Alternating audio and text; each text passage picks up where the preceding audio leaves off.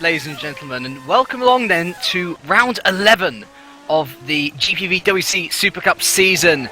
We are here at Monza. My name is James Kirk, deputising for Nick Rowland once again, and deputising for Philip Cullen once again.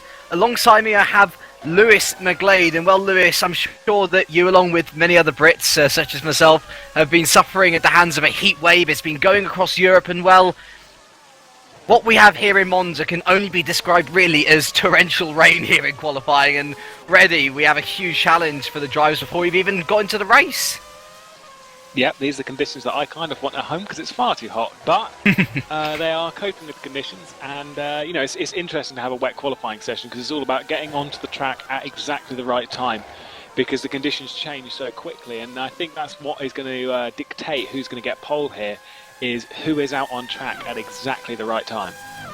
Well, we had wet qualifying right at the very beginning of the year, actually, with the World GT. And that was where Dave Carsmith absolutely nailed it. And it was pretty much the rain was on, then it sort of came off a bit. And we might have those conditions once again. But currently, we have no set times. And the first person who is going to cross the line, which is Giuseppe Rainieri, on a real streak he is at the moment, too. 2 wins in a row. He's actually made a mistake at Ascari, so I reckon his first time in the day will be quite slow compared to his Oscar Hardwick, who's currently 8 points behind championship. He's got a real chance to actually take over the lead in the championship currently, and he posts a time which is only 5/10 quicker than Rainieri. And to be honest, I don't think we're going to be able to tell much from these early stages at least, because people still need to get into the groove, and much more so in wet conditions than in dries. Yeah, of course, there's a specific rhythm and a line that goes with these wet conditions, and finding that can be quite difficult. But you know, it just takes time, and getting as many laps out on track as possible. You know, this is the thing: is with these conditions, you never know when that right spot will be, because it could like start drying out for you know, only a lap, and then just absolutely chuck it down again. And so it was that one lap that's going to give someone, you know, the best time that they possibly can. And you know, as you said about the championship standings, is that we don't have very long left in the championship. I believe it's only about 7 rounds left, and so you know, taking advantage of that opportunity here is key. And Hardwick, looking at the practice times, Hardwick has got a slight advantage over Walker, which obviously in practice times you can't really gain anything. But Hardwick seems to be going pretty well around here, as does Giuseppe Rainieri. We also have a couple of new boys here today, I believe. One of them's not in the server at the moment, which is rather worrying, but Target have finally found a full-time replacement, I believe, for Villa Lapala. His name is Wyatt Gooden, and he is a real-life F2000 driver, and in practice he was on the same pace as Giuseppe and Oscar, and if he comes back into the room now to at least try and get some qualifying done, I believe he could be a real threat to these two, possibly with a chance for a race win. As well, I also believe we've got a new man in the form of Maurice Bracken for Street Fighter. Sven de Vries is, well, you saw him last week, or I should say 2 weeks ago, sorry, at the British Grand Prix with Nijo. He's here for Innovision. And in fact, he's just he's in 5th at the moment there. Dawe Tapper is back for Vodball, but he's replacing Dan Rusu this time. Not actually replacing Morten Bernison, who is back. I believe Connor Keane made his debut out last time. I don't think there's many other new people, but I think the one to look out for is Wyatt, if he comes back into the room, that is, as we only have 9 minutes or so left to run this. Giuseppe Rainieri currently topping the timesheets on a 140.8 and currently 5/10 clear of Oscar Hardwick. Yeah, Walker also goes third there. He's 1.3 off of Giuseppe Rainieri. And Hardwick is on a lap that was not too far up through the first sector, but it was up enough. I do agree, Wyatt will be one to look out for. He looked very fast through the practice session.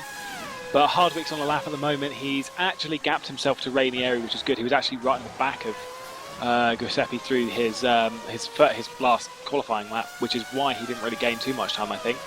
And now that he's got that free air, I think he could be looking well in the timesheet. So keep an eye on Oscar Hardwick. Ryan Walker, though, I'm impressed that he's gotten up into 3rd, if I'm perfectly honest. We'll see where everyone goes. It's going to be an interesting qualifying session where you won't really know where to look. Yeah, Walker was only 10th in practice and really wasn't looking too good for him. And it must be said that Hardwick, Rainieri and Gooden were a real class ahead of the field, and Hardwick there, yeah, 0.5 of a second ahead of Rainieri, and possibly due to improving conditions, possibly due to the groove. But Oscar Hardwick is currently looking for his 7th pole position in a row as he goes wide at turn 1 there, which is such an impressive feat, Lewis. I mean, 6 in a row, really putting his mark on the championship, and it's why he is now at this stage only 8 points away from Walker. Yep, and speaking of Walker, he's just coming down into the Parabolica, I believe, and he wasn't too far off of the pace in Sector 2. There is a car going wide just there. Tringus. But I do totally agree, is that Oscar Hardwick, to have done 6 pole positions in a row, and, you know, to look as though he's got the pace, Ryan Walker goes 3rd, to look as though Oscar Hardwick's actually got the pace to, you know, to get another pole position here, it's, you know, it's an impressive feat, and I think that's Giuseppe Rainieri going much faster through the first sector there. He's done a 30.9 in that sector. But yeah, I mean, Oscar Hardwick has been impressing throughout the season, as has Giuseppe Rainieri. Yeah, I think all of the top drivers have been impressing a bucket load. Giuseppe actually goes a second faster, a whole second faster through that second sector, which is first and second sector combined. And Wyatt has rejoined the service, so that's a good sign. I tell you what, this is going to be interesting. Conditions seem to be improving very rapidly, and it looks like he's going to be last across the line who gets the best of these conditions. Perhaps we may have a surprise pole position sitter in waiting. We'll have to find out. Rainieri crosses the line, and indeed 1:38.9. Brilliant time, 1.3 seconds faster than Hardwick's previous best, and Hardwick, he's pulled into the pits, so he is going to go out for 1 or maybe 2 last runs, but Rainieri goes round again, and I wonder if he can improve any further from that. A mighty pole position time. And it's going to be hard to beat, but a shout out to Dawe Tapper actually, currently in 5th. Also, Maurice Bracken, who I believe he is on his debut, 4th at the moment for Street Fighter. So Mark Wicks' teammates are going to be very happy that we have a Street Fighter up in the top 5 again. Yeah, it's always nice to see some drivers not punching above their weight. I think that's the correct way of putting it, is that when a driver punches above their weight, it's always an interesting thing to see, because it just means fireworks, really, isn't it? You know, you don't really know what their pace is going to be. It looks like Tapper's got a problem going around the Parabolica. I think he may have lost a component to his car, but he didn't look like he was going very quick around there. But Tapper is really one to look out for. He's so incredibly fast. You know, you look at the Formula Challenge, he's very fast, and, you know, coming up into Supercup, he's looking like he can seriously challenge in qualifying, you know, and get some good times out. And to say that he's in 6th at the moment is an impressive feat. He actually finished 9th last race, and that was after he lost all his fuel. It was a rookie mistake, unfortunately. He was running in 7th, so as you say, winner of Formula Challenge today, very potentially a Supercup star of the future as we've entered the final 5 minutes of running. I'm just having a look at Wyatt Gooden. He is going around the track now, so we'll see what he can do. Currently, there are a few others who haven't actually set a time. Andreas Waters for Fox Racing and David Nichols for Satellite, both of which have not set a time. Connor Keane, I believe this might be his debut. He might have debuted last time out for FA Racing. He's not looking too good either. 2:03 is his best time, 24.4 seconds off the pace. And I think wet running, if you've done it, it's a huge advantage. But you know, I think it's one of those things where you have to balance out. I mean, people generally, if they are going to be preparing for wet and running, will probably go 75% dry, 25 wet. And, well, if you haven't done any preparations at all, then you're really a huge disadvantage. As there goes Morten Wernersen for Vodbull. I think he's been a bit worried about Tapper. I think Tapper actually managed to get a better time than him in practice, and well, he's just stuck up into 2nd position ahead of Hardwick by 0.2. A great effort from the Dane. Yep, great stuff there from Morten Wernersen. And yeah, the practice in conditions, especially when you're approaching a race that may possibly have conditions, you know, to be wet, either mixed conditions or full wet conditions. You know, getting practice in those conditions is absolutely vital. Wyatt Godin's actually coming around. Yep, it is the Parabolica. Let's see what time he does. He's going to go P5 wow. With a that's a good first effort there from Wyatt. But yeah, having practice in these conditions is absolutely key, because it shows you when you can push and how fast you should be taking some corners. Because, you know, a lot of the people watching may not understand how vastly different the conditions are. I mean, yes, you can see it on screen, but the feel of the car is absolutely different. And this is why you see some drivers going a lot faster in the wet than they do in the dry, comparatively to the rest of the field. Oscar Hardwick's actually going a little tiny bit faster, so I think we should watch him as he's about to cross the line going around the Parabolica. So this could be... I agree, this is going to get the person who starts their last lap last will have the best chance of taking pole position. Shout out to Pedro Malim in the CSG car, and there we go, actually Oscar Hardwick does go faster by 0.3 of a second. But his teammate for this evening, Pedro Malim, filling in for Roy Schroeton again, who's on holiday. P3 is Malim, and again, he's one of these people, I believe he's won a race in Formula Challenge, but he's one of these people that really looks comfortable in a Super Cup car, and to see him in the top 3 is excellent. I believe he got a podium on his debut as well with Hardwick in Korea, I want to say. But yeah, as I said, it was a good effort by Wyatt Goodner to go in 7th. He's just coming down the back straight now. He's got a street fight behind him. Is that Sven de Vries going into 7th? That's interesting, actually, considering that de Vries was in the top 4 of Super League. It's what wet conditions can do to you. And so Gooden rounds the Parabolica. And I think that Gooden is actually going to be one of these people who will get the last lap. He doesn't improve on this lap, but if he has a good lap here and has enough in the tank for a final lap, I really think he might be one of those last people out there to be able to put in that final strong effort. And I'm just looking at the times now, Lewis, and I see Ryan Walker down in 10th again. Wow, hang on. Giuseppe Ranieri 5/10ths up through the first and second sector. So oh my. Giuseppe's looking pretty fast at the moment. But yes, Wyatt has to push on this lap to get to the line in time, and that's his race for current, is to get to that line for exactly, it's 1 second. We've seen it in Formula 1 where Jenson Button didn't put in a good lap in Montreal, and it cost him, and it put him out of the qualifying session. And Giuseppe Ranieri is about to cross the line. It's going to put him first. Wow. By 7/10 of a second. That is incredible there from Giuseppe Ranieri, and he still has another lap to do. But he doesn't have that second lap, which Wyatt does, and I think Wyatt's got a real extra card in this. He's a bit of a joker in the pack. As I said, he was in the top 3 and on pace with Ranieri and Hardwick in practice. And there's Patrick Gatewood in 3rd. Great effort from the Multiforce driver. He'll have another lap as well to see what he can do, but that'll be an excellent... That's off. Wyatt. Out for the Scari, he just went too wide, and I don't think he's going to be able to get that other lap in. He was on the cusp. He was on the cusp, unfortunately, and well, that's a real shame for Wyatt. Clearly pushing, and he'll be lucky. Keep an eye on him, though. I don't think he's going to do it, but this is going to be seriously close. If he actually goes for 10 seconds to go, and he's got... he might be able to do it. I think he might actually do it. Oh, fair play to him. He does have an extra lap in him. That was very close. But yeah, Wyatt's got another chance, currently outside of the top 10. I'd like to see him up in that top 10 because from what we've seen in practice, he does deserve it. So, qualifying time is now over. Everyone who crosses the line will be done on their laps. Your current top 10 is Ranieri, Hardwick, Gatewood, Malim, Verneson, De Vries, Bracken, Grimseth, Bennett and Walker. I do see the Grimseth is in the pits, so he will not be able to improve on his time. Where's Ranieri? Ranieri is rounding the Parabolica now, and what will his final lap bring him? It's a 1:37.7, so he does do a bit better. Hardwick 1:37, he's second, so he will not get his 7th pole position in a row. It's looking very good for Ranieri. This will be his first. Gatewood is next, looking a bit dodgy round the Parabolica now, but look how clear Hardwick and Ranieri are. 2 seconds currently. What can Gatewood do? He can't improve. So he will stay P3. Malim's just coming into Ascari. Verneson, I believe, is next. Down the back straight, and he will enter the Parabolica now. Looking a bit... it's looking a bit tentative, isn't it? As Pedro Malim goes into 5th, and Ryan Walker's into 3rd.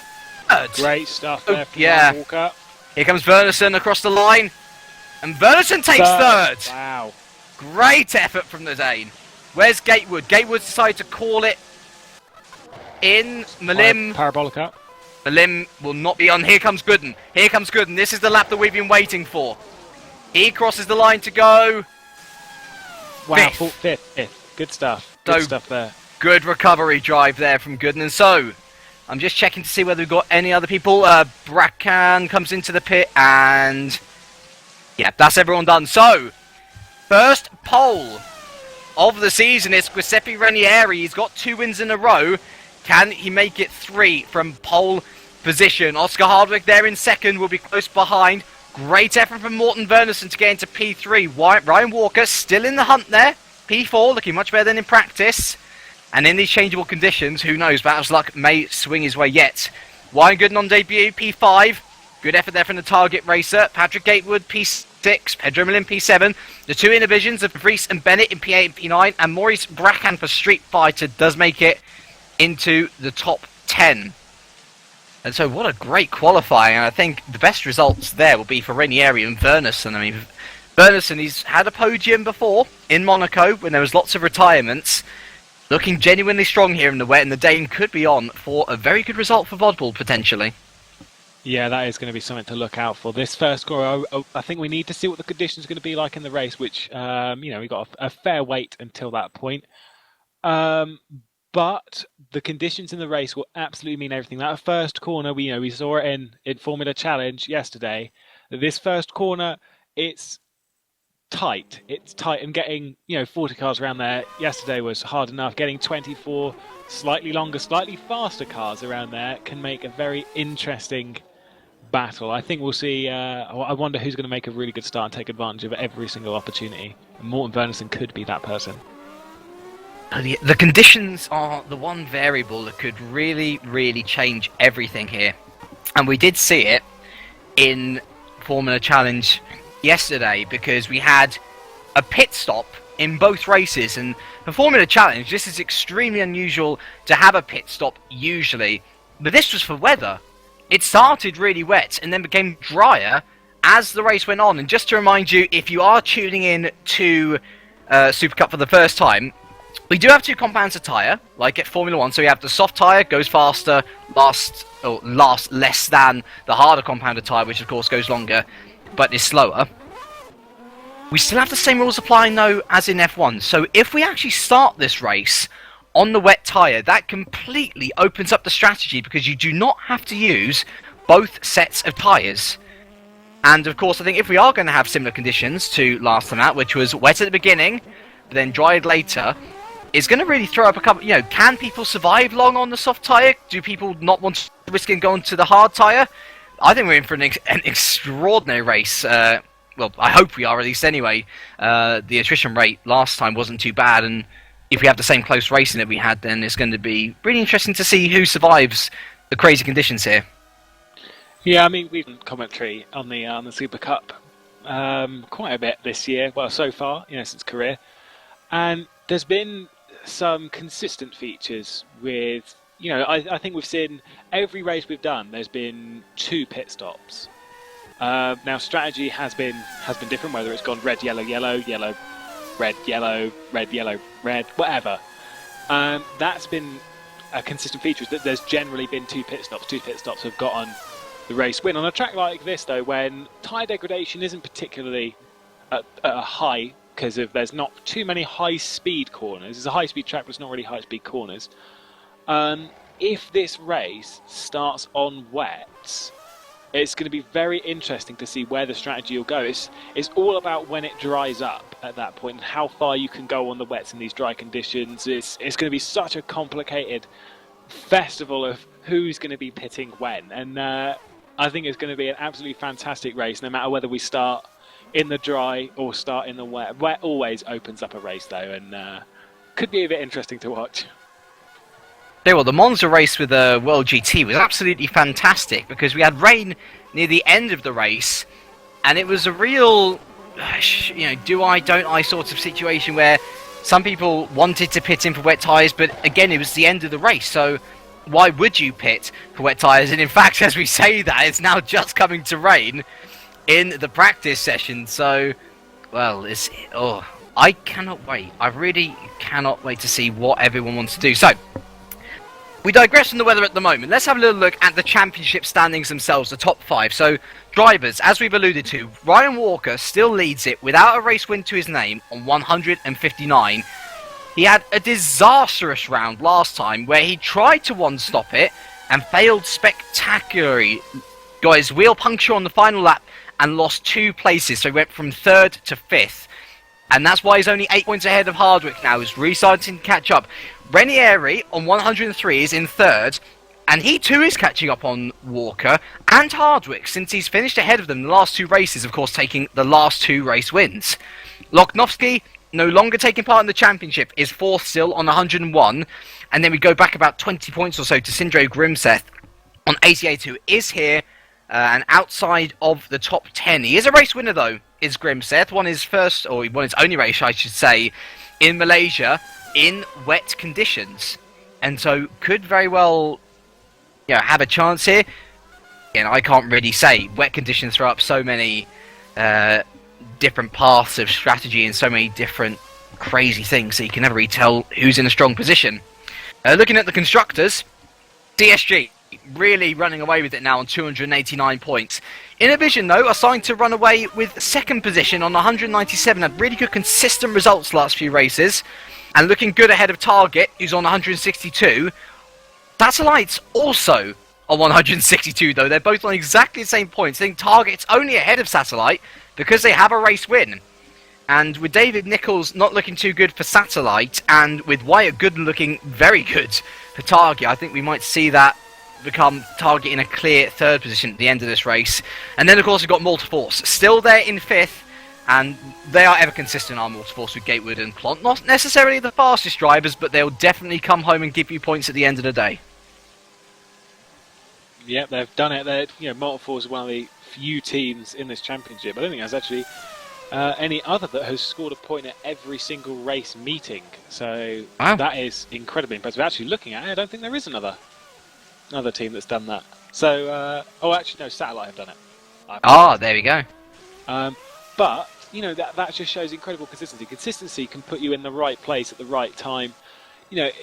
If you're not finishing races, you're not scoring points, and scoring points is absolutely everything in a championship situation. We've seen that a lot. That is why Ryan Walker is still leading this championship, albeit only just. And I don't think that will change today, the championship lead, but don't think it will change. It's hard to argue that the gap's going to be smaller. Oscar Hardwick looks very fast, but I don't think it will change. That's a bold statement to make. It's a bold statement. But here's another one: is that I still think Giuseppe's going to win this. He looks even so through the wet quicker. conditions. Even in the wet conditions, yeah, that's where I'm going to go, because Giuseppe's been on top form, and we had a little discussion, and I stated before, quite a while ago, I think a couple of days ago, where I said that I reckon the championship will come down to Oscar and Giuseppe as opposed to Ryan Walker. I don't think Ryan Walker, although consistent, I don't think he's fast enough. You make interesting points there, and I think I said a while back that Giuseppe is going to be in the hunt at the end of the championship. Whether Walker will be there or not, I don't know. I think he will be, because he is Mr. Consistency, and he's always scoring top 5 positions, and that's why I think he'll be there at the end. But he needs that race win, and he needs a bit of luck, but as you say rightly, he's not exactly got the speed either. So many different variables, and although I don't necessarily like to bet on winners in wet races like this, I will have to agree with you that Ranieri sort of living up to his name, isn't he? He's looking like the Meister in the rain, and if he can get a good start, get ahead of Hardwick, and if there is any changes in the weather, if he can call those correctly, and that is going to be crucial, then perhaps he could be on for his 3rd consecutive win in a row. So we have about 2 minutes or so left of warm-up, maybe 3 minutes until the race starts. And there's plenty of things to look out for. Who will get that win? Can Ranieri win it from pole? As I say, I think this might very well be a turning point in the Supercup, because I still think Hardwick might get the championship lead here today. I really very well. I get what you're saying. That 8 points, it's small, but again, it's big enough for you to be able to keep the championship lead. But I think Hardwick might be able to get it today. I really do. Well, consistently over the last 4 races, have Oscar Hardwick and Giuseppe Ranieri both featured on the podium, and in that time Ryan Walker's only been there twice. What's it? You pulled up a cool stat before we went on air that Hardwick has finished on the... every race he's finished, and he's only finished not one, and that was Monaco. He's finished on the podium. Every race he's finished on the podium, and that's a huge achievement. Yep, so Ryan Walker has missed a consistency, but Oscar Hardwick is not too far behind. Oscar Hardwick is putting it in those places more, and as I said, I don't agree that it will be changing at the end of this race, because I still think Ryan Walker's got enough of a points barrier. If he finishes the race in a decent position, then I think he's got enough of a points barrier. But if it doesn't change today, it'll probably change in 2 weeks' time. I'm sorry to Ryan Walker, but I think that's just where it is. It's always been like an inevitable virus, as Oscar Hardwick been to Ryan Walker, slowly but surely taking its toll. And yeah, we've been saying it for a few races now. Walker needs a win, or at least to finish ahead of Hardwick. But then again, he's finished on the podium all this time, and well, it's... I think we even said that in career that Ryan Walker needs to step it up and take a win this season, and that was a good few rounds ago, and it's still not quite been there for him. Right then, so warm-up is now over, and I believe we should be heading to the grid very, very soon. I believe everyone is here. And just to note, actually, one thing I didn't know is that if the drivers are not happy with their tyre choice when they go to the grid, they can actually go back and change it once again. As long as it's within the 30-second countdown that we have to be on the grid. Menno Clod just saying this will be a hell of a broadcast. We hope it is, Menno. We certainly hope it is. It's got all the factors to say that it will be. And this one, I'm waiting for this screen change. I really want to see whether it's going to start in the wet or start in the dry, because I'm sure they will change. And well, it's dry, it's sunny blue skies. Sunny blue sky, but that said, we had sunny blue skies in Formula Challenge yesterday, and it was wet conditions. And it was still wet. Interesting. Yeah, well, we shall see when they're all about to get out onto track. When they're heading out, that will be the main thing, because we'll be able to see if it's wet. If they start moving off and we see... wets, I think. Right. Someone put on wets. Well, this is the thing. I know for a certain fact, we started race 2 in the dry, but it was 52% wetness, which is well over what you need for wet. And so it looks like, yep. Dries. They've gone on slick. Dries. It is dries, yeah. And so we'll be starting this race in the dry, and it will be Giuseppe Ranieri, his first ever time on pole position for Scuderia Basilia. What can he do from there? If history is to repeat itself, we will say quite a lot, actually. Hardwick, though, championship contender, possibility of taking the championship lead. This race will start in second, close behind him. Morten Wernerson, excellent qualifying from him. We'll see him start in P3 with Ryan Walker starting in the pit lane. Oh dear. Oh dear. Okay, well that's Oscar Harbour's going to have the lead at the end of this race. Yeah. Yeah, Dave Carl Smith suggests that he might have not switched onto the dry tyre straight away. And yeah, I think that's his championship gone down the drain, unfortunately. So Wayne Gooden then will inherit 4th on his debut for Targa, with Patrick Gatewood 5th for Multiforce. Pedro Malin will start 6th for CSG, with Sven de Vries for Innovision 7th. His teammate Scott Bennett behind him in 8th. Reese Bracken, I believe on debut, will start 9th for Street Fighter. So Sindre Grimseth will start in the top 10 for Target. Menno Klont then for Multiforce will start P11 with Dowie Tapper in 12th for Vodwall. Sven Schubert, I also believe on debut, will start 13th for PB Racing, with John McLean in 14th for Fox. Calvin Hermser will start 15th for PPD, with Wixie in 16th for Street Fighter. Martin Bolgin will start P17 for Scuderia Basilia, with Andrzej Pestovs for PBD in 18th. William Tringus will start P19 for PB, with Connor Keane, FA Racing, possible debut in 20th. Tommy Koivunen starts 21st for Centurion Racing. And David Nichols will start P22 for Satellite, Ryan Walker's teammate. And then rounding out the field will be Andreas Waters for Fox Racing, P23. And of course we have Ryan Walker starting from the pit lane. So 2 cars not present. I can't pick out straight away who they are. But well, this is going to be one hell of a race with the championship leader in the pit lane, Lewis. Yeah, well, it's going to be interesting to see what happens with Ryan Walker and see if conditions. I mean, this is a long race. It was about 50 minutes to an hour is how long this race can be, and it'll be interesting to see if the conditions change at all throughout that time, and if Ryan Walker can indeed position himself back where he needs to be. He cannot leave the pit lane until I think it's the last car passes the first sector. Is that correct? I believe so, yeah. So this is going to be an interesting race for Ryan Walker. Probably not one of the best, but we'll have to see what happens. Oh, someone nearly goes into the back. I think that it's Verneson and Ranieri. And oh gosh, I see Gooden has gone back into the back of Verneson actually. Oh dear. Well, so burnout issues. But I mean, look at Gatewood there. Gatewood has got a clear run ahead of him.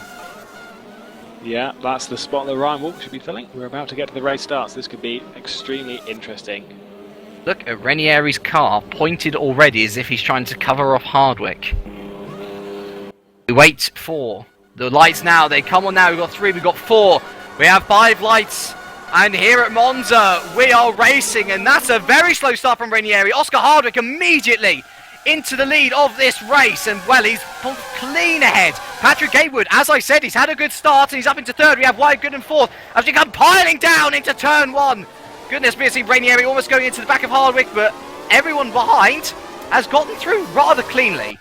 That's lovely stuff. No real incidents at all, but Oscar Hardwick leads this race now ahead of Ranieri. Gatewood 3rd, Sven de Vries, great start, up into P4. We have Wyatt Gooden 5th, Malim 6th, Bennett 7th, Sindro Gunters 8th, Sherbert 9th, Dowie Tapper 10th, and where on earth has Morten Verneson gone? Oh my dear me, he's down to P23. And oh dear, he's had a terrible start. Well, yeah, I think he's got a puncture possibly, so he was indeed in a bit of trouble. But back to the lead of this race now. Ranieri's already gotten onto the back of Hardwick, and we can see Sven de Vries there. 4th Benigio in the Super League. He's 4th currently for Innovision here in Supercup, and he's right on the back of Patrick Gatewood. Can he make a move to Ascari? Ranieri tries the same to Hardwick. He's not going to do it. Sven de Vries also has to pull back in to Gatewood as we head into Ascari now. But look how fast de Vries is through that section there, and I think we might have a couple of changes here. For the lead positions, yep, he certainly is. Ranieri's looking to the outside. I doubt he is ahead on the straight. Can he get it around the outside? Yes, he can. Wonderful move from the Italian there around the outside of Parabolica. Sven de Vries also gets ahead of Patrick Gatewood, and Gooden is looking to capitalise on that as well. Indeed, he does. Gooden is up into P4. Ranieri and Hardwick, though, they are side by side. Ranieri just ahead, and Hardwick has to pull back into the slipstream. Going to head out into turn 1 once again. Hardwick's got the better straight line speed. He breaks into turn 1, and Hardwick has T1. But look at Ranieri around the outside. Great defence. And what a wonderful start here from most of these drivers, but a terrible start from Verneson. Indeed, Ranieri absolutely flying at the moment, but Oscar Hardwick not letting him go. That was a monster start, though, from Oscar Hardwick, who's going to be challenged into the De La Rogière chicane. Oh, Ranieri, though, is just putting the car in the right place, and Oscar just cannot get through at all. Giuseppe Ranieri, brilliant stuff at the moment. I tell you what, Wyatt Gooden's on a real charge as well here. We saw Sven de Vries take out Gatewood with ease. Gooden capitalised on the same move, and now he's really hounding the back of the Danish driver. And then we've got Pedro Malim in the background trying to have a look at Gatewood as well. Gatewood falling back down the order after a wonderful start. And goodness me, almost getting crossed up on Lisbo too. And Sindre Grimstedt, Gooden's teammate, takes real advantage of that.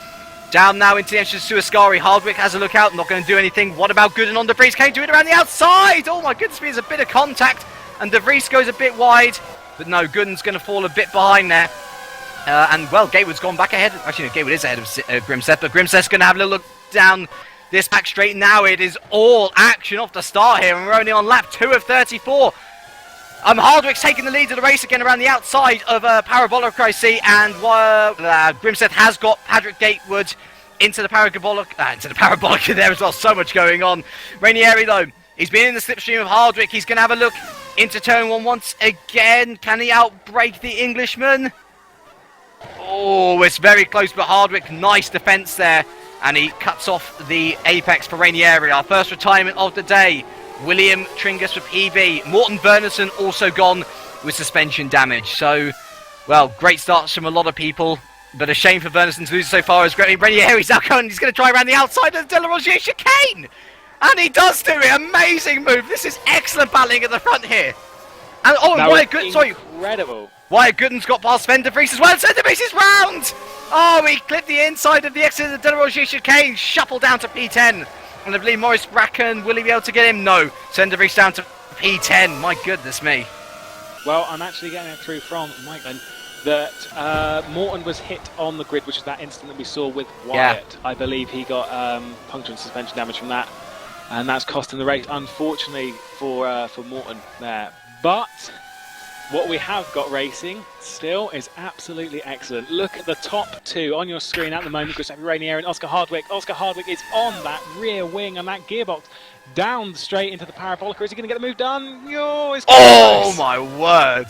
Lovely defence from Rainieri, and I really like to champion looking at battles further down the grid, but this race for the lead is far too good to take your eyes off as Hardwick right up to the slipstream, and he's right down the inside of Rainieri. He's ahead on the straights as we head down into turn one once again. That should be moving nicely down, but look at Rainieri, he's still defending. Can Hardwick get the cut back? Oh my goodness me, it's very close, but he does. He has the race lead as we head into the Curva Grande once again, and around the outside, he's still going to head in there side by side. This is unbelievable racing. I think Rainieri in the past has taken the lead and sort of walked away with it. Not here, and well, he's able to defend into the De La Rosier chicane, but Hardwick is right on the back of him and not letting go. And is he going to try and make a move into Lesmo 1? No. But goodness me. This is the toppest top driving. They are both driving absolutely brilliantly, absolutely for the championship. But Giuseppe Rainieri won in Britain. I wonder if Oscar Hardwick is trying to return the favour at Giuseppe's home track as well. So this is an interesting fight to look at, and it's so close. These are two top-tier drivers absolutely going at it, and is excellent to watch. Scott Bennett had a bit of a moment in the De La Rosier chicane as well. He's down to P14, unfortunately. But yeah, over this course of the lap, Rainieri seems to have pulled out something. And that's not to say that Hardwick won't come back on him, but seems to have got a handle on the lead now. Well, my timing is a little bit all over the place at the moment, as I'm not really sure what's going on, but it seems like Wyatt Godin is in third, a long way ahead of fourth place Pedro Milim, and I'm not sure if that's just a timing glitch or if that's actually what's happened. So Wyatt Godin doing extremely well there to pull that gap as Giuseppe does the fast lap of the race at 1:30.718. Oh, and there's Grimseth. Grimseth's just been in and out of the pit, so God, his race has gone from bad to good. We've got a battle for P5 now. Dowie Tapper and Sven Sherbert, they're alongside each other. Goodness me! And Dowie Tapper into P5, the lone vodball driver, fending off the brand new PB Racing driver. And I know that Tom has been lamenting over his lack of drivers over the course of this season. But in the form of Sven Schuber, he has a real strong contention. Remember, these two are the only two of their car in the race. Morton out on lap 1, Tringus out on lap 1, and these two are currently 5th and 6th champions of their team and doing extremely well. That's 11 and 10 points respectively. But I think like Dowie Tapper's actually got the move rather nicely done. He's pulling well ahead now. Yeah, he's looking at Pedro Milim now. He's looking for a 4th place in this race. Dowie Tapper, yeah, unfortunately from that thing that happened in Silverstone where he had fuel, I think he had fuel taken out of the car, and that's why he failed to finish that race. He didn't have enough fuel. And so he's trying to make amends from what happened there by driving absolutely brilliantly and hunting down Pedro Milim. I see Gatewood's had a massive issue as well because he's down to P20. Ryan Walker up to P19 behind his teammate. I suggest team orders let their course. Oh, sorry, someone out of Ascari. Oh yeah, I see. That's it's John McLean. Oh, poor old John McLean. He never has much luck as the Fox Racing driver, and he's down to P14. Going to be ahead of Martin Bolgan and Pestov, though, so he's still in the point, but plenty of action going on. Goodness me. The gap between Rainieri and Hardwick is now almost a second, so Rainieri really starting to stretch his legs.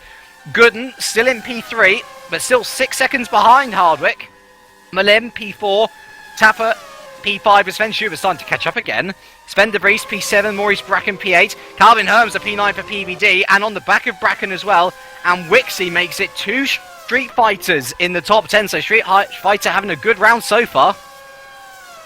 Yes, absolutely excellent racing from some of these drivers. We've seen a lot of overtaking, including one, I think it was between Scott Bennett and Tommy Koivunen coming down to Parabolica. Parabolica has seemed like a really nice place for some drivers to overtake. So, this is going to be an incredible race. I think it's going to, this has only been 5 rounds, so... I said it was a good race for Street Fighter. Maurice Bracken's only gone and lost it at the De La Rosier chicane. Commentator's curse. Also, speaking of close racing, one that's spread apart is actually the race for the lead, Giuseppe Rainieri. 1.2 seconds at the last split over Oscar Hardwick, so Giuseppe is slightly running away with this at the moment. Battle for P5 and P6 is looking a bit dodgy now. Tapper's had a terrible Ascari section, and Sven Schubert straight past him for P5. Dowie Tapper's going to be on... Well, he's back in the slipstream where he's going to have a look down the inside of Parabolica. These two have been at it. But nail and... or hammer and tong, I should say, and he's... Well, Tapper, great dive through as Sven Schubert made a mistake. And now Sven de Vries joins the party. We've got the two Svens and the Dawe in the battle for 5, 6 and 7. And well, my goodness me, Vodl, PB and Inhibition are going to be clenching their teeth. We've got Sven Schubert alongside Dawe Tapper now heading into turn 1. Can Sven de Vries make it 3 wide? He's going to hold back for a bit. And Tapper holds on. Can Sven de Vries get the inside of Sven Schubert? He's going to try it, and well, he's made it. A great opportunistic move there from Sven de Vries to dive down on Schubert, and he takes P6. Lovely move. Yeah, this is going to be what Tapper is waiting for, is the two drivers behind to start battling it out. This means that Tapper can actually possibly start bridging a gap if he can get these laps done. And but it seems as if Sven de Vries is not letting that happen. He's keeping pretty close tabs on Tapper at the moment. And remember that all three of these drivers are relatively new. Sven de Vries, a Formula Challenge driver, very good one at that too. Dawe Tapper, Formula Challenge driver. Sven Schubert, new to GPVWC entirely. Yeah, and it's always impressive stuff when they're coming up into these Formula and battling this closely. Is absolutely excellent to see. As look at Tapper and Sven de Vries, it is getting pretty close up there, and I think he's going to try and make a move going down into the Parabolica. Oh, it's going to get really close here. Who's going to shut the door first? I think Tapper's actually got a little bit too far ahead for that move to be done, but he's going to get the cut back. Yes, he is. Oh, there's contact! Contact, and Tapper goes wide. And de Vries, I saw he actually cut the Ascari chicane, and why is he not slowing down? He should slow down. He just knocked Tapper off the road. And well, that's just rude, in my opinion. As Tapper's just being shuffled down to P7 completely not of his own accord. Yeah, that's a bit unfair. I think here we are actually getting a replay of what happened. Okay, right, it seemed like Tapper went a little bit wide going around the Parabolica, and Sven just collided to the back of him. It's a bit of a shame that he hasn't slowed down. I think that is a little bit rude. But here we go, P8. What's happening in P8? Well, it's Calvin Hermser. Tapper's got damage. Hermser's all over the back of him, and I know that no offence to Hermser whatsoever, but Tapper as a driver is much better than Hermser, and you can see that Calvin all over the back of the fin. And if there's not damage to that Vodball, then I'd be heavily surprised, because we saw even the smallest tap from Wyatt Gooden of P5 into Morten Bernerson. It ended Morten's race essentially. As here we go, Hermser into the Ascari chicane. Oh my word! Well, he had a bit of a lock up there, yeah, and Tapper thankfully avoiding it. The Hermser trying a bit too hard, unfortunately, and almost back-ending Tapper. Yeah, well, Hardwick now sets the fast lap of the race at 1:30.036. But yeah, that was a little bit close there from Calvin Hermser. And I think, to add to your point, that isn't to take anything away from Calvin Hermser, it's just to state that Tapper is such an incredibly fast driver that he must have some sort of damage. But that doesn't take anything away from any of these drivers. They are all amazingly fast. Who's that cutting the chicane? Sven Schubert's cut the chicane. And so Sven de Vries again capitalises. He's up into P5. And this is kind of a point, you see, by taking advantage of an incident caused by him, he could have avoided it, he could have put his brakes on, but he didn't. And because of that, he's now up into P5, when realistically he should be behind Calvin Hermser pretty much. Yeah, and that's a shame from both sides, from Tapper's side as well, but also from the people watching at home and us, because could have been such a close battle. Yeah. I will fight on the side of de Vries to a point, with the fact that he was extremely close to Tapper at that point. So if Tapper would have even braked slightly or lifted off even, then de Vries would have gone into the back of him. So fighting from that aspect, it's kind of like, it's hard to judge. I would have actually said that was a racing incident, that de Vries... I don't know where to go with this one. It's quite, that's quite a hard decision to make. Either way, it's a decision in the past, and we've got to focus on what's happening now. At the present, the race directors, I should say, will decide the instance after. So let's focus now on what is the battle for P7 and P8. Tapper v Hermser. Hermser slightly closed up over the course of this lap after making a couple of mistakes. But keep an eye out for Menno Klont in the background as well there. He's currently in P9. Also, oh, sorry, go on. Confirmation that Tapper have rear suspension damage, and that is right. That can be a race killer. Well, especially with Klont and Hermser behind you as well, and this this battle for P7 and P8 is very quickly going to become a battle for P7, 8 and 9. Menno Klont right on the back of Hermser as it is, and well, Hermser should have taken his chances to get past Tapper, because now he's got Klont past him, and Klont's going to be saying, look mate, you can get past him, it's my turn now, let me have a go. And he's going to have a little look into the De La Rosier chicane against Hermser. 6 up there, but good defending from Hermser at least. He forces Klont to lock up. And I believe that might be another lap that Hermser has to himself in P8 to have a little go at the damaged Tapper. The battle at the front, not changed that much actually. It's still a solid gap, 1.3 seconds between Ranieri and Hardwick. And that has changed a lot. That was 1.7 the last time I looked at it, and that was from this lap. So maybe Giuseppe made a mistake, or Oscar Hardwick has found some ridiculous pace in that car. But I think looking at the split as they cross the line, it's going to be a 1.1. This is closing now, so what's happening? Possibly tyre wear. Possibly I guess. tyre wear. It's if they are doing 2 stops. I didn't think they would be doing 2 stops. No. But if they are doing 2 stops, then this is about the time that they should be pitting. So what is happening with Giuseppe Ranieri? Will certainly be interesting as we look back now to let's have a little look actually at P11 and P12. Scott Bennett for Inhibition, Maurice Bracken for P12. Maurice has been catching up to Scott regularly over the last lap or so, and he's going to have a little look down into turn 1 here. Absolutely, he dives to the inside, Scott on the outside. Maurice still is in the head on the straight as we pile down into turn 1 now. Scott, nice defensive driving, a little bit of contact there, a little bit cheeky, sort of ran over his front wing, but he keeps the position. Of course, Maurice has all these long curved straights to get the slipstream and try and have lots of other moves into lots of other chicanes and corners and things. And well, it's good defense actually from Bennett, taking a nice wide line and forcing Maurice out to the inside. Oh, what a dive from Maurice! That was a lovely move quite a way back, and his brakes are clearly working in that Street Fighter car as well. Is that John McLean spinning again? It certainly is, and well, McLean, there goes Tommy Koivunen pass, and oh well, look who's in the points! It's Ryan Walker. Interesting. I feel a bit sorry for Ryan Walker starting from the pit lane, and I think that has cost him what most likely at the end of this race will be the championship lead. He's got 44 seconds to just Giuseppe Ranieri and a long way to the podium as well, and I don't think he can do it. I do not think Ryan Walker can close that gap enough. Can we confirm whether he's on softs or hards? He is on soft tyres as Ryan Walker. That's interesting. That is interesting. I would have gone with the alternate strategy. Because then at least if you got rain, you might be able to hold on for longer. Yep, indeed. Well, either way, what's happened to Hermser there? Oh, I see. Okay, Klont's made the move. Klont's made the move on Hermser on the pit straight, and now it's Klont's turn to have a little look at Tapper as he heads into turn 1 once again into turn 2, and Tapper didn't take that. He didn't take that well at all, and Klont's right on the back of him. Seems much faster, and he's going to try and muscle his way through on the curb of Grande. No, Tapper cuts right across Menno, and well, stuff behind them. There's some drivers going a little bit side to side. I don't really know who this is. Let's have a little look.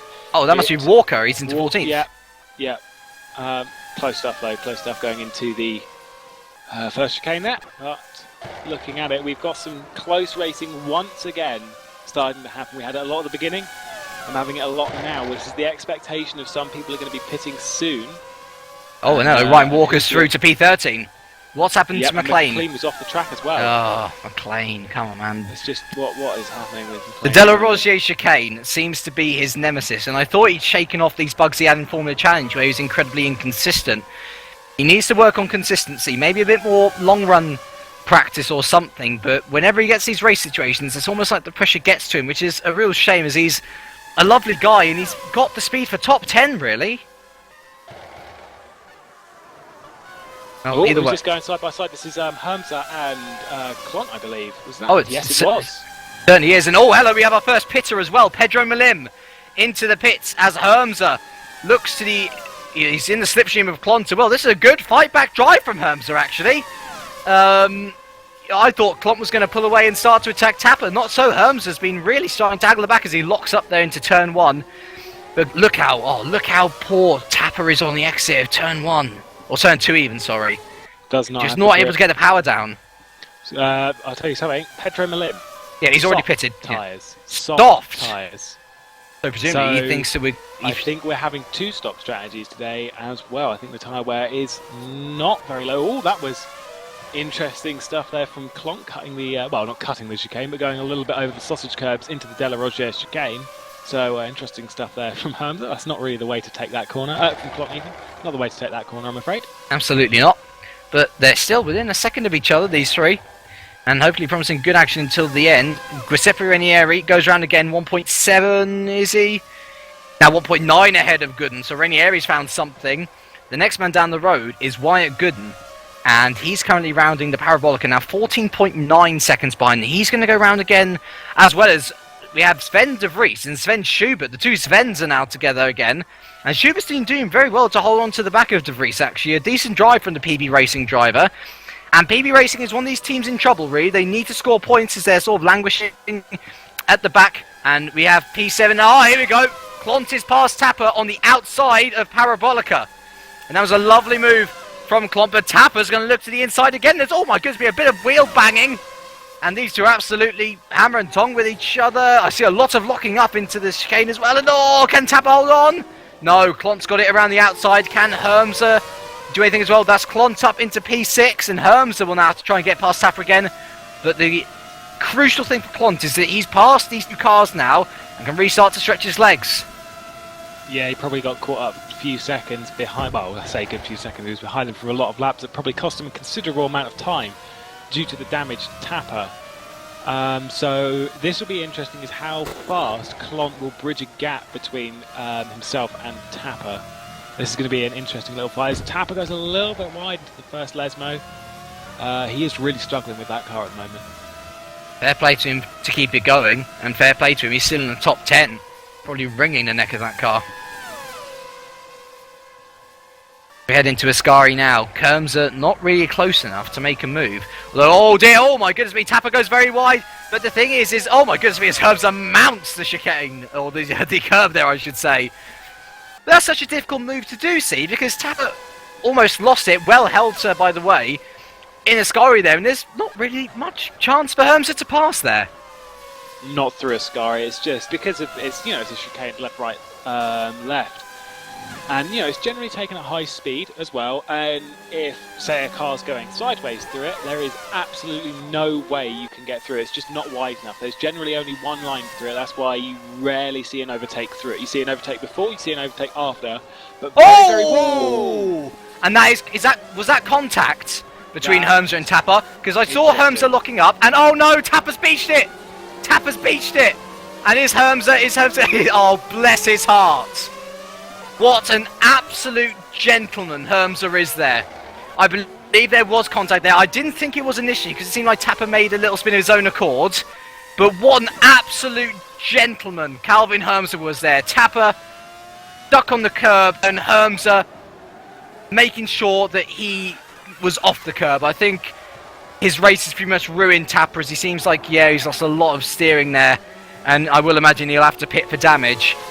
But that's gentlemanly, and yeah, I see John McClane's gone actually as well with suspension damage. So, well, poor old McClane. But I think that's the sort of conduct we should see. Yeah, we should. You know, that was fantastic, honestly. Yeah, I mean, it's put Hermser into a really quite awkward position. Very, very fast Pedro Malim, who's on fresher tyres at the moment. Pedro Malim is looking at the back. Oh my words! What a move! Oh, wow! Look at that! I said no one could make a move through Ascari, and Pedro Malim proves me absolutely wrong. Through the centre of Ascari, Pedro Malim gets past Koivunen, who then dropped 2 places. Now Malim is up into P11. Going around the Parabolica, but yeah, I mean, Hermser has cost himself a lot in this race. Oh, and here we go, he pits. Yeah, pits along with Koivunen. And I see someone else in the pits there as well. Let's have a look, Scott Bennett. Scott Bennett in the pits in P11. And so Malim is past Bennett. He's up into the top 10 now. But my goodness me. Tapper pits. Tapper pits as well. Yeah, well, he had to pit, surely, for damage. Tapper has to pit. Scott Bennett's gone out onto the yellow tyre. Right. The two tyres. And here comes Martin Bulgin. Traffic. Can Bennett get ahead of Bulgin? And oh, well done to Bulgin. He cut across Bennett, who made a mistake, into the braking zone.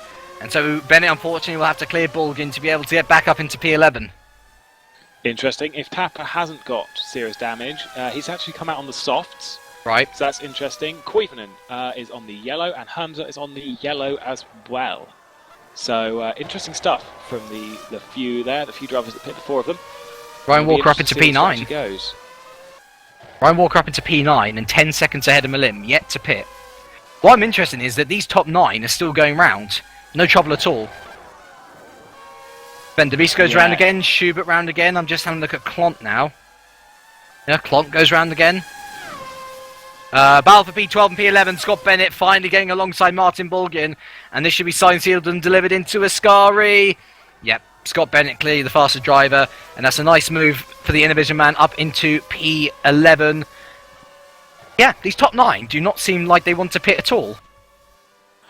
Well, in the interest of fairness, for this race, I thought it was going to be a one-stopper race because the tyre wear here is not particularly high in comparison to various others. Well, we're halfway through on the softs. Yep. Well, Wicks is the only one that I can see in the top 8 that is not on the softs. He's on the yellow walled tyres. So going to get mugged by Walker. From Mark Wicks. But yes, he is getting caught by Walker. Walker is actually having a look for the moves there. But I don't think the tyre wear here is going to be particularly high, and that's why I thought we were going to be looking at a one-stop strategy. In the interest of fairness, that one-stop strategy plays into about, what I'd say about now really is a good spot to dive into the pits and change onto the yellow wall tyres. Surely though, if they're still getting good laps out of these soft tyres, then why would you want to change? Yeah, of course. Speaking of which, Ryan Walker and Mark Wicks there is signed, sealed and delivered, as you said, into the Ascari chicane. Great stuff there from Ryan Walker. Up into P8. And he's gaining time on Pedro Malim as well. So he could very possibly pit, if he keeps going like this, and get out ahead in the top 10. Yeah, it's always going to be interesting stuff as we head in the second half of this race, really. And it'll be interesting to see where some of the drivers go as Mark Wicks is going to pit. Yes, he is. Our first pitter from the top 9. It's interesting. It's like they do actually go down the order here. But if Wixie has the same sort of tyre wear as these front guys on the soft tyre, then he's going to be a serious advantage, surely. This is going to be really interesting. Mark Wick is going to be one of the people who you're going to be looking at to see where, not just where they're going to come out. It looks like he's actually going to come out in 10th place to see where Scott Bennett is. It looks like Wick is actually going to come out in 10th, possibly battling down the first chicane. If he's in 10th, so behind Pedro though. Yes, behind Pedro. But he's now on the softer tyre. He's done his stint on the yellow wall tyre. Oh, Ranieri in! Last. Ranieri's in, and Hardwick takes the lead of this race. Sorry to cut across you there, but this Ranieri goes onto the yellow wall. Well, obviously, I think. Let's have a look at Wayne Gooden. So he's called it. Now Oscar Hardwick will have to see about. Yep, Gooden is in as well. And I imagine all these guys will be going onto the hard tyres. And this is going to be really interesting to see where Wixie can pull out in this. Here goes Sven Schubert on Sven de Vries, actually. And Schubert's through on Sven de Vries. But can Sven de Vries get the cutback? Yes, he can. Lovely move from de Vries. But will these two be pitting as well? They do indeed, side by side. Blontin as well. Bracken's the next man down the road in Parabolica. Ranieri, as we say, into P2 actually. So he comes out in the lead. There's Sven Schubert, Clontin, Bracken in, and again Walker's going round again. Now, this is interesting. Where does Malim filter into all of this? He's just coming round. Long stop for Schubert apparently, so I imagine he's got damage. Where does Malim come into this? Malim's just coming around now. So Wyatt's out and gone. Walking into turn 1. Sven de Vries is out. Schubert's out. Klont's out. And I think Malim has lost out heavily through this. Because he's at P8 and oh, shoot! Who was that? There was a heavy lockup. I thought someone had spun. No, I thought someone had spun. Apologies. So no one has spun. It was just a heavy lockup. But there we go. Malim, P8. Bracken into P9. And Wixie is now P10. So, I don't think the stop has worked at all for Malim. Well... Oh, and apparently he's on a 2-stop as well. Well, Oh yeah, he is. He's on soft, isn't he? Yeah. Oh dear. But I've just been told that the expectation pit stop was actually on lap 20, and the most practical was a one-stop strategy. So all these people on two-stop strategies, it does actually amaze me they are on two-stop strategies, because it's just, I didn't think it was practical even at the start. But Hardwick is in the lead, I think, as and Hardwick's point out. So Hardwick's going to be losing time as well, surely. Possibly. Oh no, not Hardwick. Sorry, Ranieri. Was a lap 20. Hardwick is on these tyres that may not be degrading. This is going to be a really interesting thing, as to see where Hardwick actually comes out. Hardwick actually has traffic from what I can see. Obviously people that he's lapping. Ryan Walker goes round again. Interesting stuff. And hello. Malim's ahead of Clont as well. He's just gone through on Parabolica. Okay, well, I think it's going to be interesting to see if Oscar Hardwick pits this lap. This lap is the end of lap 19, I believe. And so it'll be interesting to see whether he pits or not, whether he thinks these tyres can go a little bit longer, or whether he's going to fall into what we've been told is the prediction pit stop lap. Well, here's the thing. Obviously it takes a bit more time for the harder tyres to sort of rub it in and to get the proper good laps out of them, which is what Ranieri will be doing now. And, here we go. Hardwick in. And it's 20 seconds or so between himself and Ranieri, so it's going to be pretty close coming out of the pits, I think, unless Oscar has a rapid stop. Ranieri, I'm going to call it. Giuseppe's going to lead. Ranieri's into the Parabolica now. Hardwick leaves the pit lane, but his pit box is one of the first ones. Here comes Ranieri. Down the pit straight, ever accelerating. Oscar Hardwick. Look at the gap. Accelerator off, and Ranieri powers past Hardwick into turn one. And well, I think that's advantage Ranieri. His tyres are rubbered in. Hardwick, he's still got a lap before. His are probably, nice and heated up. Ranieri flying off into the distance. A great stop from the Italian to lead again at his home race. Yeah, he is going absolutely brilliantly here. Walker's still going round. Interesting. Oh, and sorry, another note is Pedro Malim gets past Schubert, but I think we have to discount Malim, surely. Because he's on red soft. No, he's on a red yellow. So he's going to have to pit again. Yeah, he's definitely going to have to pit again whenever he chooses. Will be interesting, but I agree. I think Pedro Malim's a little bit out of contention. Maybe he's still got some points going. I still reckon he can get some points. But as it goes, whoa! Look at that, Pedro Malim and Sven de Vries. Goodness me! Sorry, it wasn't Sven Schubert. Schubert even. That was an interesting move there from Sven Schubert. There. Little bit overly aggressive. Overly aggressive, yes. Would be the correct term. Calm down, Sven. There's still a good 13 or so laps to go, sir. And Malim's not in your fight. What is his fight? Well, what is his fight? Oh, hello. Gatewood's out. And he's lost his front as well.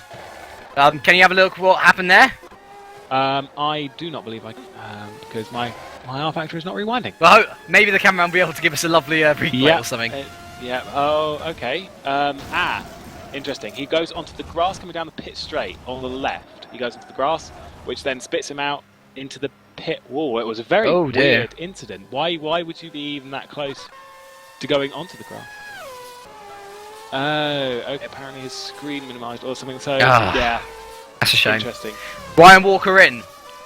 Now this is crucial. He was 35 seconds behind the lead. I reckon he's going to come out in the top 10 ahead of Wixie here. He heads onto the yellow tyres. He does indeed. Well, of course, it's a one-stop. Yeah. And I think he may have got completely the wrong call here, unfortunately. Here comes Maurice Bracken down the pit straight. And Walker's going to come out ahead of him initially. But Bracken will have the straight line speed to blast past him. And indeed, Ryan Walker comes out into P9. But Wixie's on the soft tyres. Yeah. And he might be able to catch up still. Oh, well, I wouldn't say Wicker's on an odd strategy. Wicker's on a strategy that could seriously pay off for him. Walker, though, I mean, it's good stuff from starting from the pit lane. Pit lane, yeah. Of course, but, he seriously needs to pull this result out of the bag. And, of course, this does mean that leaving here, it will mean that Oscar Hardwick will have the championship lead leaving Italy. 20 points to 7, so that's 13 points difference. So Oscar Hardwick will lead by 5 points. Not too much, that is enough. This is the moment that we've been expecting, shall we say, over the last few rounds, that Oscar Hardwick would inevitably take the lead of the championship if Ryan Walker does not step it up. And unfortunately to say, I mean, today is a bit of a hard one to state because Walker started from the pit lane. Battle between 6 and 7. Sven Schubert and Menno Klont has really started to flare up again. Klont looks to the outside of Schubert to try and get round to outside of Parabolica. Goodness me, Schubert getting very close and locking up heavily. Klont gets the inside. Lovely move. Brilliant. The lovely classic cutback. But that said, Sven Schubert has got the slipstream now, and we've seen he's been willing to get a bit aggressive into turn 1 as Schubert. And Klont will be wary about that, having seen his little antics with Malim earlier. And oh my goodness me! That was Klont getting a bit... Oh, and he crosses the curb. I believe that should be positioned to Schubert. Yeah, that will be positioned to Schubert. It surely... Yeah, he does move out of the way. Good stuff there from Klont. That was absolutely fair, must say.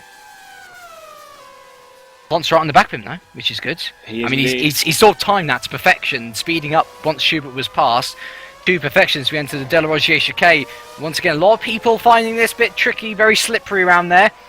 But where's the rain, Lewis? Where is the rain? The rain has not come, and I'm sure for some drivers that will be absolutely fantastic. For us watching at home, we always like a little bit of rain to watch, just to see what happens to which driver and which driver makes the right move. But no rain. It's nice sunny blue skies here in Italy as Klont is getting once again close to the back of Schubert. He's going to have a little look at Scari, but absolutely no move to be made there on Schubert. He has got that thing absolutely covered.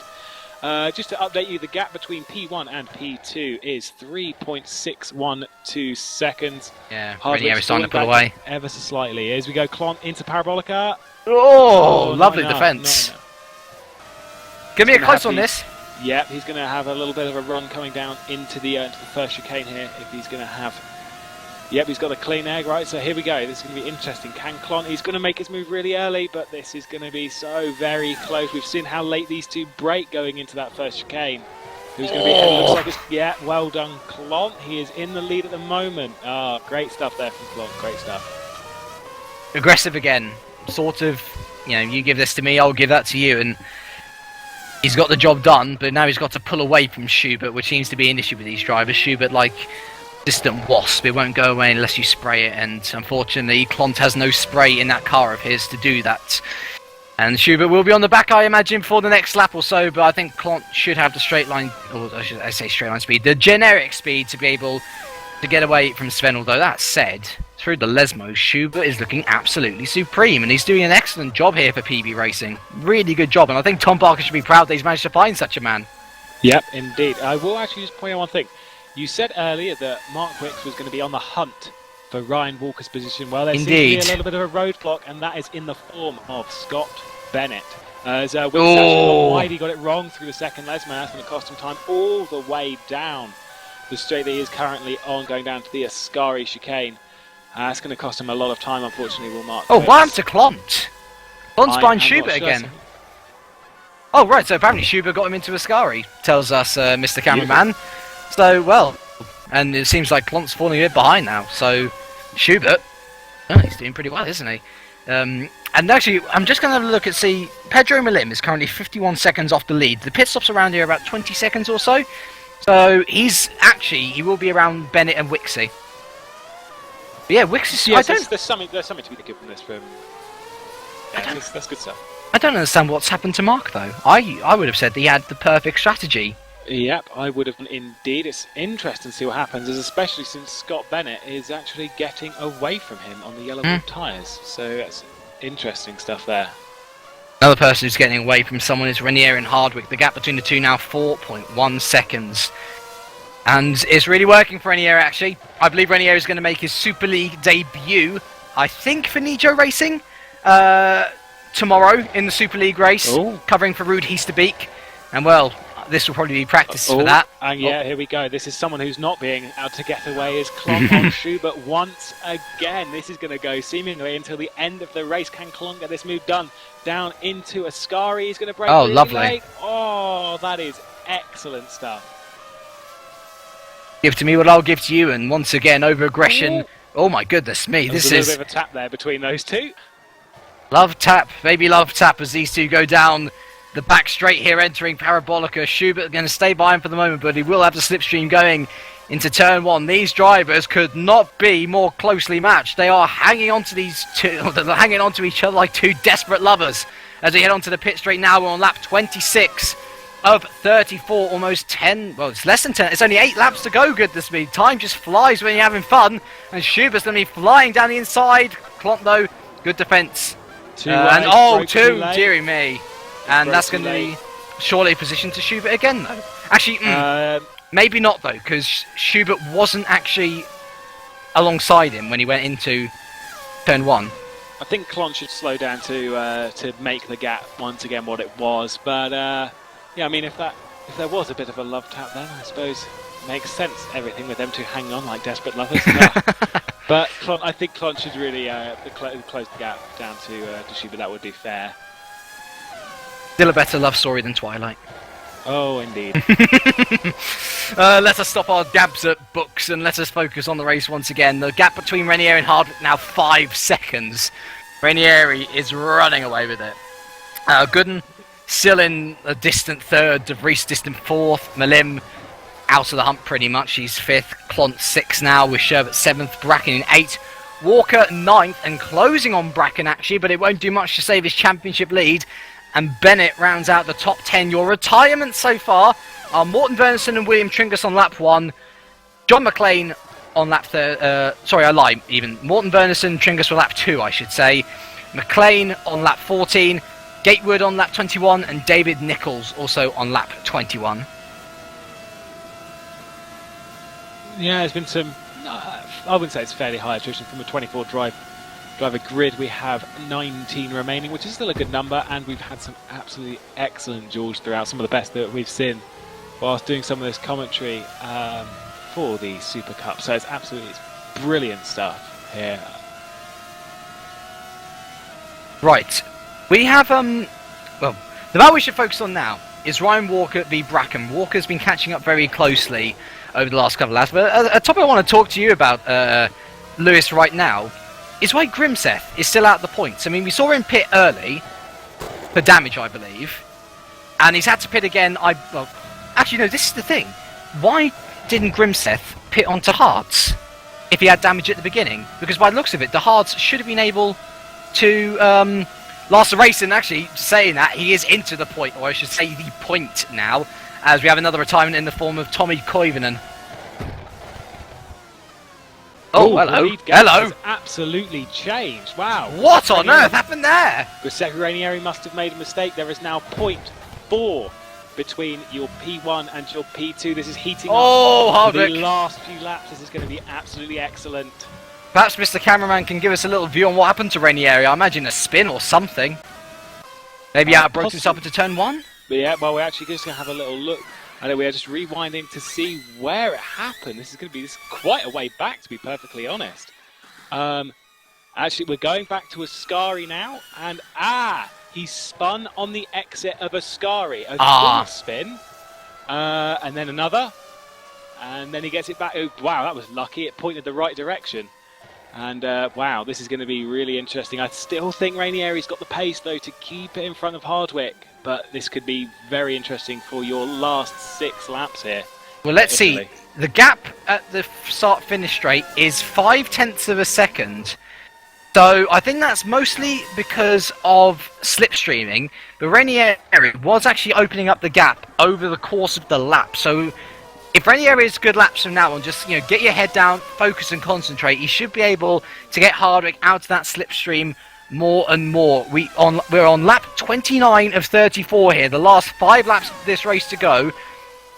I don't think Wyatt Gooden is going to make much impact on the race. He's 32 seconds behind Pedro Malim and Sven de Vries. Actually, Pedro Malim's got past, hasn't he? Oh, and what to Sven Schubert? Good oh dear. Down into 8th. And he's going to be passed by Walker. Yeah, we've just actually got that on your screen right now. You can see Walker, battling behind at the moment. He looks to the inside. Oh, not quite. But interesting thing between Oscar Hardwick and Giuseppe Ranieri. The gap is about to, we're just going to get the second sector split. the gap will be 0.6 per second. It's actually gone down in the second sector ever so slightly. It was 0.75. Oh, here goes Walker. Here goes Walker on the outside. Oh god, he's clean past Schubert, but he's got the outside line though. Can Schubert outbreak him? No. And so Walker is up into 8th. So that's going to be 12 points. So that's only going to be 4 points to lead now. And the more he can do that, if he can pick up another couple of places, then Walker might be able. Well, I don't think he'll be able to equalise it necessarily. But oh dear, what's happened there? Wixie's had a. Oh, he's missed the first chicane. He's down to 11th. Such a shame. Well, his strategy just hasn't worked, unfortunately. I think he pitted a bit too early. I would. Yeah, maybe. Quite possibly. But anyway, Oscar Hardwick and Giuseppe Ranieri, 0.5 seconds between them. Oscar Hardwick's actually closing this gap ever so slightly. We're just about to get the first sector split. Interesting though, this will be the 5th race in a row that these two finish on the podium together. 5 races in a row. These two look absolutely unseparatable. How your pronunciation of that would be, because mine was absolutely shocking. It's but this could be. Oh wow, Dave Cast just said that their last laps were identical. Interesting. Identical laps. It's astonishing, and I believe they finished 1-2 in the last 2 races as well, haven't they? They finished 1-2 in Canada, in Turkey, and in Great Britain. It was 1 and 3. Giuseppe was in 3rd in Korea. These two, to be perfectly honest, if Giuseppe can keep closing this gap down to Hardwick, this is why I say that those two look more like championship contenders. I mean, you look at where Ryan Walker is in this race. He's an 8th, which is an amazing recovery drive and imitation from the pit lane. But he just doesn't really seem like a championship contender when you look at what these two are doing. It's almost like you got tier 1, and unfortunately Walker's the top of tier 2. And it's a shame. Yeah, all the hard work he's put in, but he needs to finish ahead, really, of Hardwick. And unless something drastic happens in the next 3 laps or so, that championship lead is going to head off to only the 3rd man this time. It was James Shepherd at the beginning. It's been Ryan Walker for the majority of it. But Oscar Hardwick is probably going to take it at the end of this race. Pedro Malim and Sven de Vries still side by side. And actually, we've got to keep an eye out. Where will Pedro Malim pit? He's going to be heading out behind Walker. I think Pedro Malim, he's going to have to pit again. He's going to end up behind Walker. So Walker has actually got 7th. So the championship lead will only be 3. It's not. It's a manageable margin, I think. But, I mean, considering, I think if Ryan Walker had actually started on the grid, he probably would have been 3rd in the race. Yeah. Which is, it's good stuff. But, it's a shame. It's damage limitation from him at the moment. But he would have been 3rd. And that would have kept him in the championship lead unless Hardwick finishes 1st, which, to be honest, that gap is not going anywhere between Giuseppe and Oscar at the moment. So I think we could actually have a very interesting last couple of laps between those two. I think that is something that we have to keep an eye on. Sven Schubert's not got a gap for me. I think that's just a timing glitch on my side. I think the closest battle at the moment is Clont and Bracken. Bracken's had a real late race charge here, and he's really starting to close up on Menno Clont for P6 and P7, which would be an amazing. I think it's debut. I'm pretty sure of it. So to get P6 on debut would be amazing. Same for Sven de Vries. Currently, so actually thinking about it, Sven de Vries will inherit P4. If Bracken can get past Clont, that'll be a top 5. Excellent stuff there. That is definitely on debut. That is absolutely fantastic. Whoa. 2.3 of a second was the gap between Oscar and Giuseppe through the first sector. So that means that Oscar's closing. Got a slipstream. Oh, well, Rainieri's home win may be absolutely falling apart at the moment if Oscar can take full advantage of this. There's lots happening in these final laps, and here we go. Rainieri heading through Ascari. He is going to have to push. Oh, he has indeed. He has indeed, and oh, dearie me, that's... Oh. Well, here we go. It seems like Rainieri's... Oh, look at him. He's trying to clear the slipstream as much as he can. Malim does indeed come out behind Walker. In fact, where's Scott Bennett? He's going to come out ahead of Scott Bennett, so he's P9. But Ryan Walker is now in P7. Oh, and Bracken's past Clont. Clont made a mistake at the first corner. And so Bracken's now into P5. all action happening here at the end. We are on lap 33 of 34.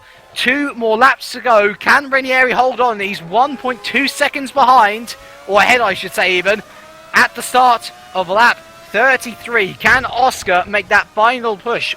Gooden, well, he's good as in a good position. He's currently 38 seconds behind the lead, but at the same time he's a good 20 seconds ahead of Sven de Vries in 4th. Here's Ryan Walker. Oh, he made a mistake. He went too wide at Lesmo too, and he's fallen miles behind Clont, unfortunately. So any chance of 6 is gone, I think, to be a real shame. Here we go, though, back on board with Ranieri, who's pulled out miles. He's really put the hammer down. He knows this is his home race, and he wants to win it well. And he is flying away from Hardwick as if he just wasn't there in the first place. Oh, but, I mean, Seppi's doing an excellent job at maintaining that gap. He's just got one more lap to do it, and then he's won his home race. He's won 3 races in a row. And, you know, he does get known as someone who is a championship contender this year, and it does look increasingly that way. Oscar Hardwick goes 2nd place. Excellent stuff. He's still got a lap to go, but... Oh, Pestov's there. Okay, so he wasn't in the points anyway, so it's not too much of a worry. Here we go, though. Ranieri on the final lap. The gap between Hardwick and Ranieri in the standings is, let me do quick maths, James, 40 is 30... 30? No, sure not. 40? Yeah. Yeah, I was having a little think about this, and Dave, our cameraman's just sort of confirmed this to me. If Ranieri wins every race and Hardwick finishes 2nd every race from now until the end, Oscar will only win the championship by 3 points. Yeah, incredible stuff, considering there's only 5 points between a win and 2nd place. Hardwick's actually gone wide coming out of the chicane, so that is it for Oscar, I think, unless Giuseppe makes some kind of mistake, which I think he's going to be taking it easy, considering he's got a nice gap now between himself and Oscar, so good stuff there from Giuseppe. Traffic ahead there too, but it shouldn't be too much of an issue. I did say at the beginning of the broadcast, this may very well be the turning point of this Super Cup campaign for a few of these drivers. And if things continue the way they are, I really do think, I don't like to blow my own horn, but I think I may very well be right on this one. Ranieri rounds the final corner. We've got Maurice and so we've got Bracken and Clont fighting side by side to turn 1 on their final lap. But this is the final bit of the race for Ranieri. He wins 3 in a row. He wins his home race. And Ranieri, excellent drive. Fastest lap by Ranieri on the final lap as well. He does a lovely donut to celebrate. Oscar Hardwick, 2nd, takes the lead of this championship. Crucial for him. Well, the next man down the road is Wyatt Gooden on debut.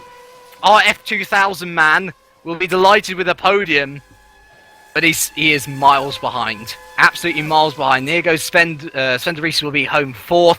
Still a battle to be had between Bracken and Clont, though. Let's have a little look at this. They're currently heading down onto the straight towards Ascari, and Clont is not giving up on this at all. And indeed, he looks to the inside of Ascari. He's going to go for a late lunge! And oh my goodness me, it's a bit of contact, but I was wondering, can Ryan Walker capitalise on this? I don't think he will be able to, but actually, look how close he is. Clont pulls out. There's a bit of traffic ahead in the form of Andreas Waters. He's finished the race, though, so he should be able to get out of the way. Bracken holds the inside. Clont's going to go around the outside of Parabolica, though. He's not giving up on 5th position, and Bracken's going to try everything he can. In fact, he gets to come back. It's going to be so close going towards the line. Who has the better straight line speed? It's Clont from Bracken, and Clont gets it by less than a 1/10 of a second. 300ths between the two of them. Unbelievable race to the line, and well deserved for Clont.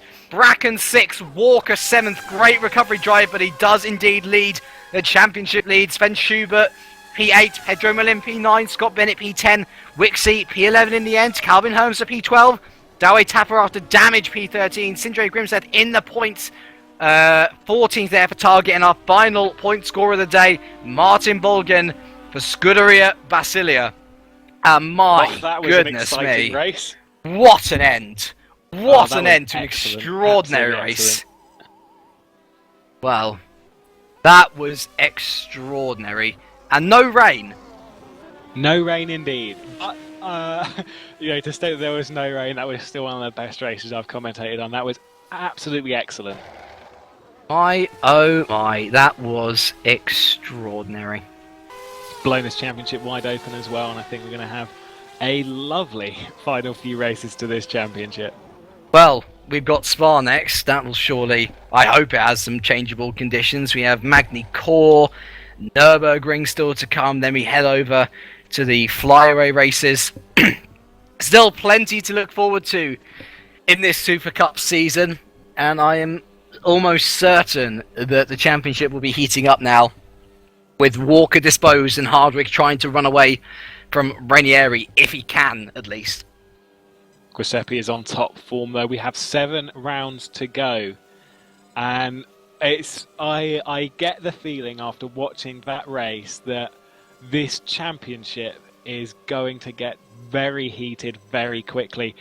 And, I'm hoping for the best way this championship can end, with 2, maybe even 3 drivers going absolutely at it. And, looking at that race, if it's anything like that in the championship battle, we have something extremely good to look forward to.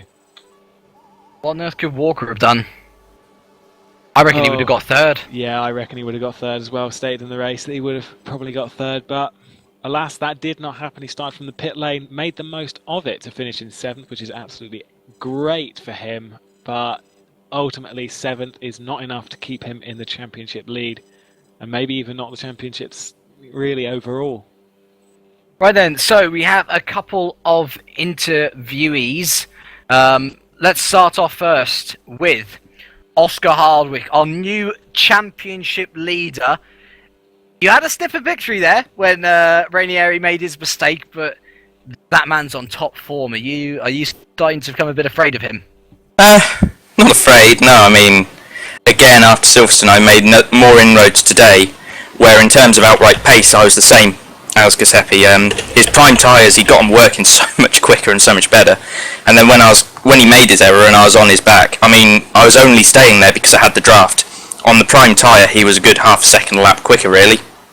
Whereas on the option, it was sort of give and take. We only finished about 1.9 seconds apart come the end of the first stint, which was a good 20 laps long, so that's where it is. The impressive thing is how much further ahead me and him seem to be compared to everyone else. And, I've looked at it, if I was to finish second every race from now to the end of the season and Giuseppe won every race, I've still got the championship in hand, and given the gaps back to the rest of the field in performance, I'm not yet in a position to be too concerned, but he's doing a fantastic job, cannot take that away from the guy, and I gave it my absolute best shot today. His qualifying was amazing, and as was his race. Fantastic to drive with and battle with, and I couldn't have a more satisfying second. That's that you bring up. We did actually bring it up in the broadcast as well, but this begs the question now. You are championship leader. Where do you go from here? Do you go all out to try and get as many points in the bag as you can? Or does the thought of conservatism and just finishing with points start to crawl into your mind? Well, like I said, if I finish second every race from now on and Giuseppe won them all, I'd win the championship. But if I finish one of those races third and he wins every race, he wins the championship. So there's certainly no essence of me starting to be conservative anytime soon. I've got to keep my foot down. Like, what I've been doing, basically, is what I need to carry on doing, if not a little bit better, to find that extra 2-3 seconds come the end of the race to actually be fighting with Giuseppe. But I'm happy with where I'm at the moment. The team did great today. Pedro had an incident on the start because I think someone came across on him. But it's unlucky. He did a great job to hold on to the top 10. Great points again, and we'll hold on to that and look forward to next round at Spa. Right, well done. And let's actually move on to your teammate here, Pedro Malim. I saw you come out of the pits for the first time on soft tyres. Was that planned? Or was that a mistake on your part? And also explain what your issue was at the start, because you didn't actually quite catch that. Well, it was really soft. Because of the incidents I had in the beginning of the race, my both left and right suspension were damaged. My wheel, to go in a straight line, I had to turn left, which was quite bad for the tyres. At some point, the braking was so bad that I had to pit and do something. So I pitted for softs, hoping that it was going to rain, and then I would switch for the wet tires and jump everyone. But it didn't work. I had to pit in the end for the prime tires. Could have been like a third place if everything went to plan, but well, racing is like this. Sometimes you don't. It's not the plan that works. It's something else, and in this case, it was something else, and it was ninth. It wasn't that bad because I had the incident and had to pit for 2 times, but well, it's the points that count, and I helped the team, and I'm quite happy, even with the crashes. Exactly. I mean, there's still plenty of positives to take away. You're also in for Spa, we hear from cameraman Dave Carr-Smith. But in the end, this isn't actually a championship. Yeah, your Formula Challenge, but surely these results that you are getting in Supercup give you great hope that if you do move to Supercup next year, you'll be able to compete relatively well. Yeah, the times I can do in Supercup are quite nice. I really enjoy in Supercup practicing with Oscar. Even it's quite nice. It's a friendly team. I really enjoy it. FC it's a start for me because I have too much to worry about now in my life to commit to something bigger. I don't know if I can be in Supercup next year, but I sure do hope that I can get it work and be in the C, because the driving is so much quicker, and I think I can be challenged more in the C than FC. Right, well done on your top 10, especially giving me 2 pit stops. Great drive from you there. And we end with Calvin Hermser. Points for PPD. Yeah, which is great. How was your race overall? Was it difficult? Many good battles to have? Well, I started from P16, but then I moved up. I was in P7 for about half a second, and I was running in the top 10, but then I had a crash with Douwe Tapper. But we discussed that already after the race, and I apologized for it. It was just a driver error. But from there on, the car was just leaning towards the left, so I just saved what could be saved. Oh, so we move on to Spa next time. Now, PPD unfortunately struggling a bit this season. You're not necessarily in the middle of the battle for the bottom of the table. You're trying to escape from that battle, but you know, it's almost like you can't break away. Do you think Spa might be that track where you gain a good load of points to be able to pull away from the battle of the back? Well, yeah, because I was already hoping that this would be that track, because we were good enough for the top 10 position, and again with the Fox cars not finishing in the points, we're still pulling away for now 3 points. So we're hoping that on Spa we can get both cars well in the points. Well, that's excellent to hear, and we wish you the best of luck. So, Spa in 2 weeks. Lewis, we haven't got our rain here in Monza. I wonder whether it's all been saved for 2 weeks' time. Well, Spa is just one of those tracks where rain sneaks up on the drivers. You know, it's such a beautiful landscape in Spa, and it's totally unpredictable when it comes to rain. It's always kind of like 50-50. It could be, it might not be, we don't know.